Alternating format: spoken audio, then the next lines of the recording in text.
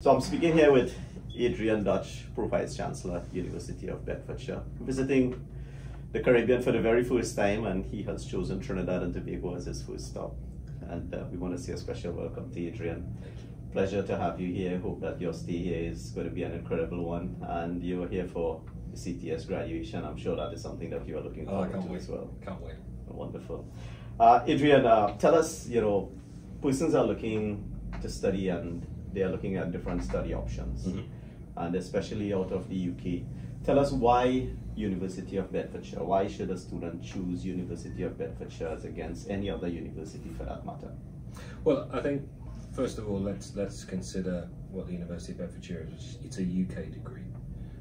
So firstly, when you look purely at UK degrees in UK education, they're all very strictly quality controlled by the QAA, by the OFS, and I think what that means is when you're undertaking a British degree of any kind with any provider, there is a certain level of quality you're getting. These are world-class and world-recognised degrees.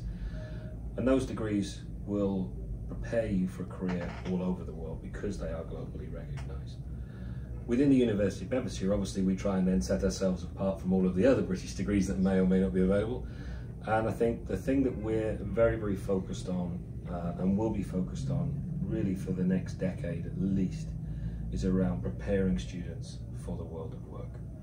And that can be within the degree subject they're studying, but also just generally preparing them for the world of work, making them understand what it means, the different environments they'll be working in, enabling them to present, because often they'll need to get a job, enabling to answer certain questions, and giving them certain experiences that replicate the real world. And one of the things I think I find as I talk to partners around the world, including CTS, is often they are very good at doing that because they're very embedded with the industries locally. And that preparation is as much a part of your degree and your studies as the actual bits in the classroom, being ready to hit the ground running when you start your career. Well, a lot of degrees generally are theoretical in nature. So you're speaking here about making the degree more practical and applicable to utilization in the work environment. I think applicable is the word probably more so. I mean, there will be, depending on the degree you're doing, there may be practical elements. So obviously if you're doing a computing degree, there'll be elements of programming that are practical. But it's also solving real problems. So in the UK, one of the things we're looking for is for industry to give us real briefs to work on rather than briefs that we may have just thought up ourselves. So we're just launching or about to launch a new degree that's in the marketing arena. And one of the things I'm agreeing with all my marketing suppliers is if they want to contract with me, they also have to support those students as well with real problems and real briefs that they can look on. So that's a critical part, I think, of what we're starting to develop now as a university and embedding that in the curriculum. So what are some of the points potential students should consider or need to consider when choosing a university? Well, I think it's interesting because certainly when you look at British students, there is a lot of choice, and often that can be quite scary. And the one thing I always say to students is, once you've figured out what's right for you, be confident that it was right for you. Don't sit there and worry about whether it's the right choice, because it's a tremendous investment that students make, and we can't decide what's right for each individual student because they are all unique. I think for me, there's practical considerations around the mode of study, how they'll study. There's obviously affordability, but there's also, I think, talking to the universities, talking to the colleges, and just finding out what feels like a good fit for them. Because we want students to enjoy their time studying with us because they're probably going to do better if they are enjoying it, if they are engaged. And it's almost impossible to encapsulate that in one or two things to look for. For me, I think talking to the colleges and seeing if, for want of a word, the vibe is right for you and it's going to help you thrive is probably the most important thing. Students around the world get very fixated on rankings, but actually the biggest impact on a person's career, a graduate's career, isn't the ranking of the university they went to. It's the grade they graduate with. Yes. So, talk to the colleges, figure out what's right for you, and then once you've decided and once you go to that college, work as hard as you can. You know, CTS is a machine that is designed to help you succeed. So if you come in and you apply yourself and you attend and you study hard, you will succeed, because that's what it's there for. And if you succeed and if you graduate with a good outcome, that's going to have the biggest impact on your career more than anything else.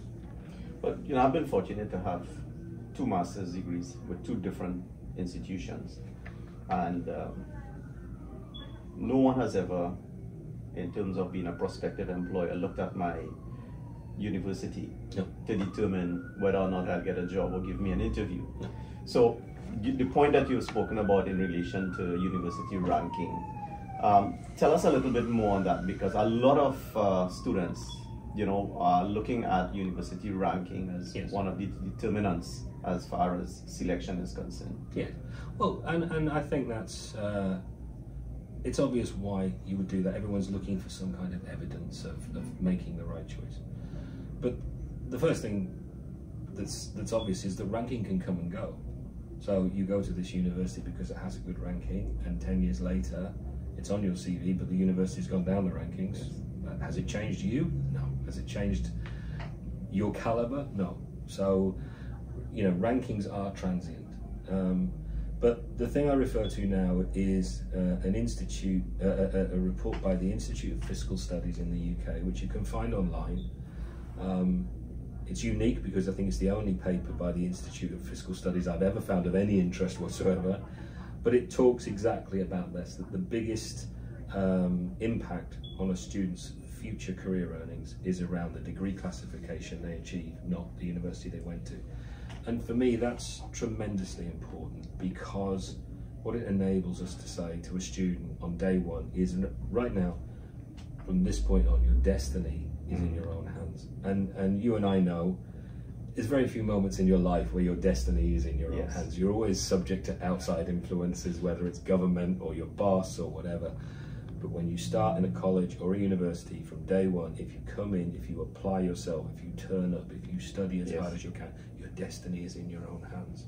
That's a tremendously powerful thing to understand. And it then everything else flows from that.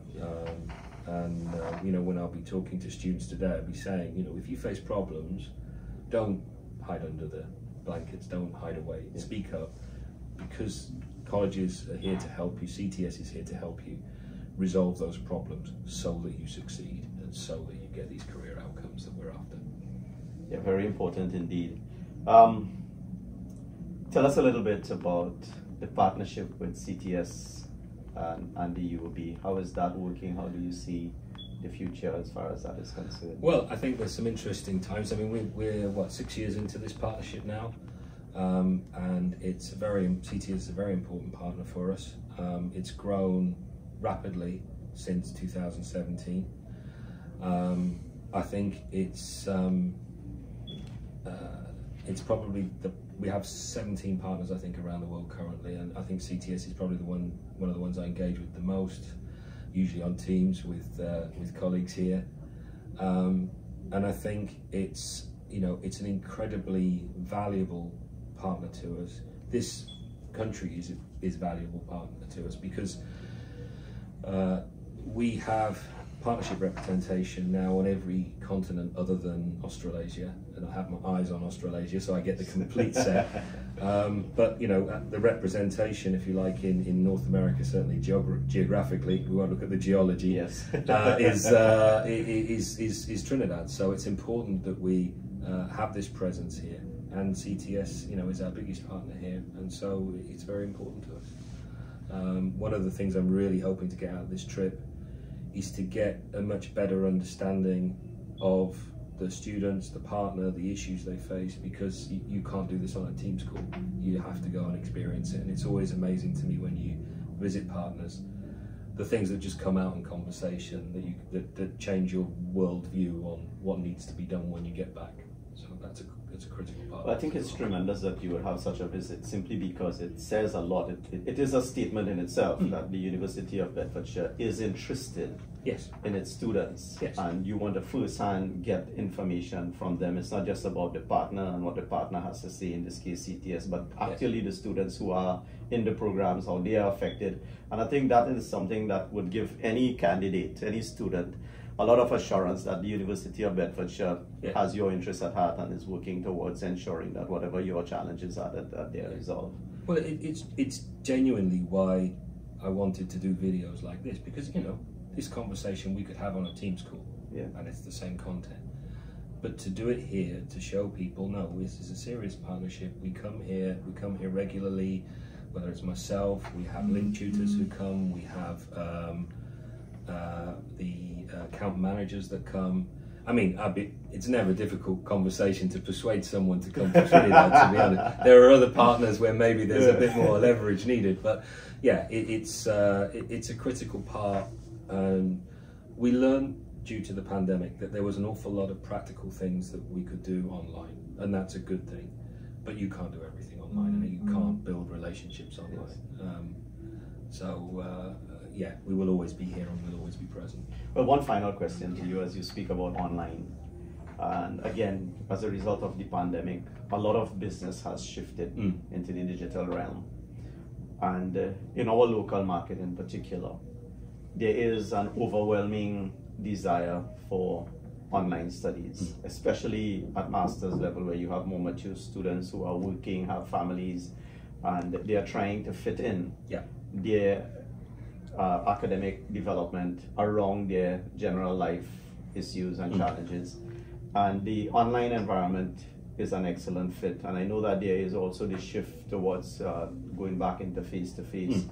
How does the university see that as a partner who is trying to reach out and make sure that it meets the needs of the students and getting that balance? How important is that for the university as well? It's very important, and I think, I mean, the first thing you look at me, you go, this is not the right guy to ask the question. You know, I'm an analog dinosaur. But when you look at the student body in the University of Bedfordshire in the UK, one thing that was very clear to us was that our students perform better when we are on campus, when they have the opportunity to have face-to-face engagement.